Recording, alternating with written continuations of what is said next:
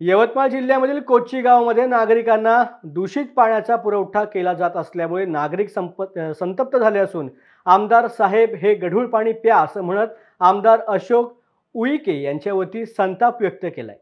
गावकऱ्यांनी एकत्रित येत आमदारांसमोर नळाला येणारं गढूळ पाणी प्यायला लावलं असून पाण्याची गंभीर समस्या निकाली निघत नसेल तर भाजपच्या कार्यकर्त्यांना जोडे खावे लागतील असा इशाराही गावकऱ्यांकडून देण्यात आलाय।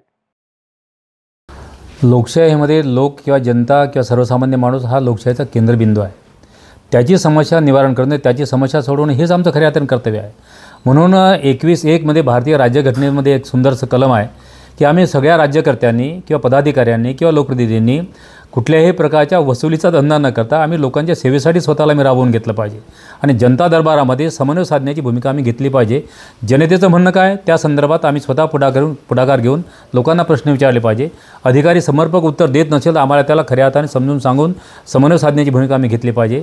अशा प्रकारची जबाबदारी आमची असताना देखील जनता दरबारामध्ये गढूळ पाणी पिऊन लोकांना निषेध नोंदवण्याचा हा जो घडलेला प्रकार आहे हा आमच्या राज्यकर्त्यांच्यासाठी, पदाधिकाऱ्यांच्यासाठी आणि प्रशासकीय यंत्रणेसाठी सुद्धा अत्यंत निषेधार्ह बाब आहे, निंदनीय आहे। याचा आम्ही चिंतन करावं लागेल आणि म्हणून ही संपूर्ण बाब आपण जे आमच्या लक्षात आणून खरं तर मी मीडियाचे आभार मानले पाहिजे।